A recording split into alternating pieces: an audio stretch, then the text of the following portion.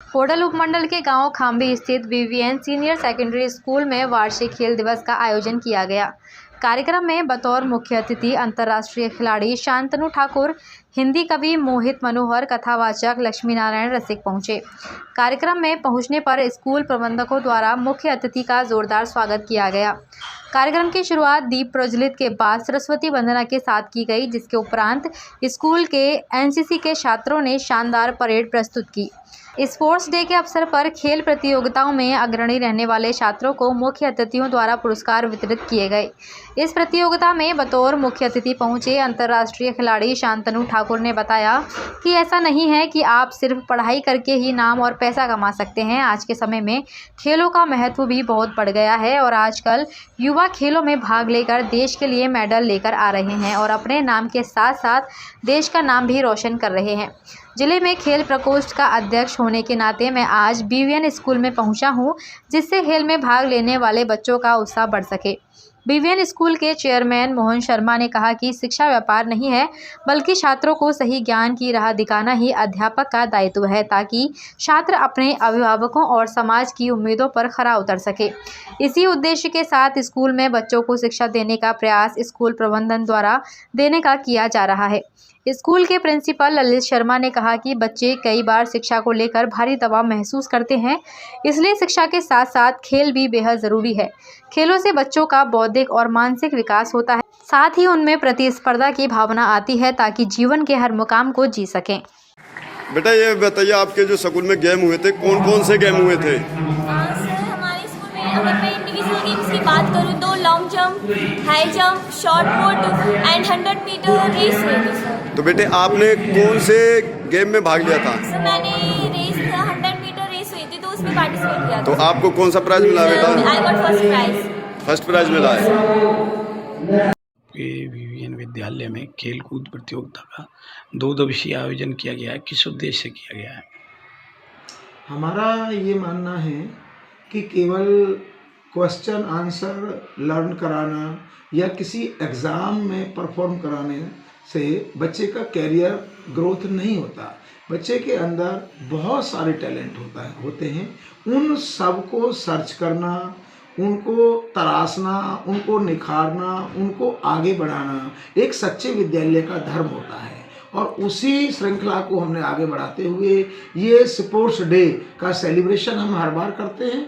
इसमें हम first day girls और प्राइमरी विंग को रखते हैं और सेकंड डे में हम 6th to 12th क्लास के बॉयज़ का कंपटीशन कराते हैं। तो उसी के संदर्भ में हमने ये आयोजन कराया। तो क्या फर्स्ट सेकंड थर्ड आने वाले स्टूडेंट छात्राओं को प्राइज डिस्ट्रीब्यूट भी किया जाता है या प्रोत्साहन राशि वगैरह कुछ ऐसा है?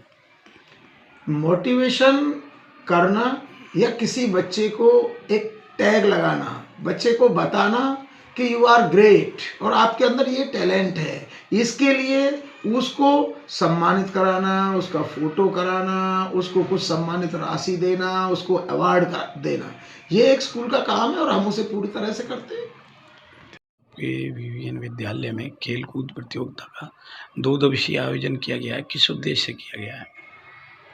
हमारा ये मानना है कि केवल क्वेश्चन आंसर लर्न कराना या किसी एग्ज़ाम में परफॉर्म कराने से बच्चे का कैरियर ग्रोथ नहीं होता। बच्चे के अंदर बहुत सारे टैलेंट होते हैं। उन सब को सर्च करना, उनको तराशना, उनको निखारना, उनको आगे बढ़ाना एक सच्चे विद्यालय का धर्म होता है। और उसी श्रृंखला को हमने आगे बढ़ाते हुए ये स्पोर्ट्स डे का सेलिब्रेशन हम हर बार करते हैं। इसमें हम फर्स्ट डे गर्ल्स और प्राइमरी विंग को रखते हैं और सेकंड डे में हम 6th to 12th क्लास के बॉयज़ का कंपटीशन कराते हैं। तो उसी के संदर्भ में हमने ये आयोजन कराया। तो क्या फर्स्ट सेकंड थर्ड आने वाले स्टूडेंट छात्राओं को प्राइज डिस्ट्रीब्यूट भी किया जाता है या प्रोत्साहन राशि वगैरह कुछ ऐसा है? मोटिवेशन करना या किसी बच्चे को एक टैग लगाना, बच्चे को बताना कि यू आर ग्रेट और आपके अंदर ये टैलेंट है, इसके लिए उसको सम्मानित कराना, उसका फोटो कराना, उसको कुछ सम्मानित राशि देना, उसको अवार्ड देना, ये एक स्कूल का काम है और हम उसे पूरी तरह से करते हैं। जी, आप हिंदू कवि माने जाते हैं और आपने वीवीएन विद्यालय में शिक्षा प्राप्त की है और इसी विद्यालय में आज वरिष्ठ अतिथि हो खेलकूद प्रतियोगिता में, तो कविताओं के माध्यम से या किस तरीके से आप बच्चों का उत्साहवर्धन करेंगे इस समय पर?